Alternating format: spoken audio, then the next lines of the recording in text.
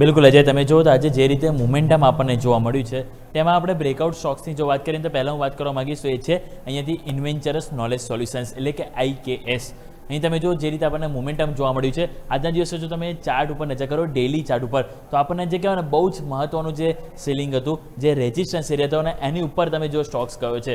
આ તમે નજર કરશો તો જે રીતે આપણને ઇમ્પોર્ટન્ટ જે લેવલ આપણને જોવા મળ્યું છે, આ એક વખત આપણે ઇટરનલનો ચાર્ટ છે. પહેલાં આપણે IKS ઇન્વેન્ચરસ નોલેજ સોલ્યુશન્સ આપણે લઈને આવીએ, એ બાદ આપણે ઇટરનલની વાત કરીએ. તો ઇન્વેન્ચરસ નોલેજ સોલ્યુશન્સમાં જો તમે નજર કરશો ને તો ત્યાં જે રીતે આપણને મોમેન્ટમ જોવા મળે છે, બહુ ઇમ્પોર્ટન્ટ રેઝિસ્ટન્સ એરિયા તો નજર કરો 1775 રૂપિયા. પહેલાં તમે અહીંયા નીચે આવ્યા, પછી તમે અહીંયા 2 વખત તમે રિજેક્શન આવ્યું, પછી અહીંયા તમે નજર કરો એપ્રિલ મેમાં તમે આ જ લેવલ હતું કે વારંવાર તમે નીચે, પરંતુ આજે તમે જોશો ને તો ફાઇનલી એ 1775 ઉપર તમે ગયા છો અને મોમેન્ટમ અહીંયા આપણને એક સ્ટ્રોંગ જોવા મળ્યું છે. તો સ્વાભાવિક છે કે અહીંયા જરૂરથી આપણે ધ્યાન પર રાખવું જોઈએ. ઇન્વેન્ચર્સ નોલેજ સોલ્યુશન્સ મહત્વનું બ્રેકઆઉટ છે અને બ્રેકઆઉટ જે છે ઓલમોસ્ટ તમે જોશો ને તો આપણને આખા 1 વર્ષનું બ્રેકઆઉટ છે, એટલા માટે મોમેન્ટમ પોઝિટિવ જોવા મળી શકે, એટલે અહીંયા ધ્યાન રાખીશું. સેકન્ડ સ્ટોક વાત કરી લઈએ ઇટરનલ.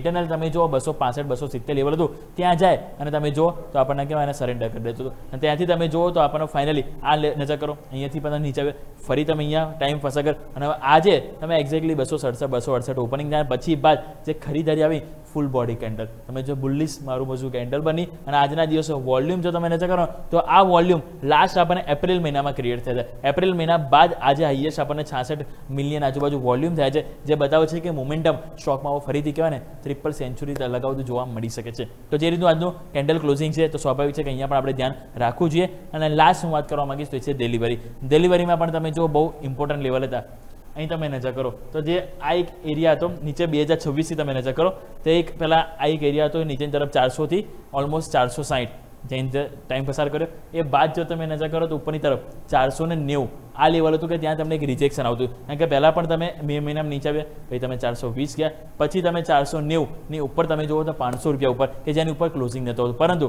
ફાઇનલી એની ઉપર ક્લોઝિંગ આવ્યું. અને સૌથી હાઈએસ્ટ બેસ્ટ વસ્તુ શું ખબર કે વોલ્યુમ, આ જે વોલ્યુમ જે ક્રિએટ થયું એ 2026માં ક્યાંય વોલ્યુમ નથી જોવા મળ્યું, એટલા માટે ચાન્સીસ છે કે અહીંયા પણ મોમેન્ટમ સરસ પોઝિટિવ જોવા મળી શકે. તો 3 સ્ટોક્સ જેમ આપણે વાત કરી, ઇટરનલ, ડિલિવરી અને IKS એટલે કે ઇન્વેન્ચર્સ નોલેજ સોલ્યુશન, 3 સ્ટોક છે કે જેમાં આપણે એક વ્યૂ સારો એવો પોઝિટિવ સાઇડ જોવા મળી રહ્યો છે. ઓકે, તો 3 breakout stock, delivery no doubt મારા બી ફોકસમાં હતો, નો ડાઉટ સારો બ્રેકઆઉટ 3 સ્ટોક જોવા મળી શકે છે. યુમિક ખૂબ ખૂબ આભાર માહિતી બદલ.